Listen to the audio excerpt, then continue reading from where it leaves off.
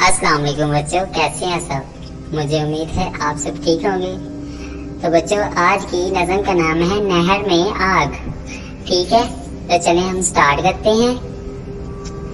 नहर में एक दिन लग गई आग, फू फू फू करता निकला नाग। तोता बोला टी टी टी, कौवा बोला कें कें कें, बकरी बोली मी मी मी।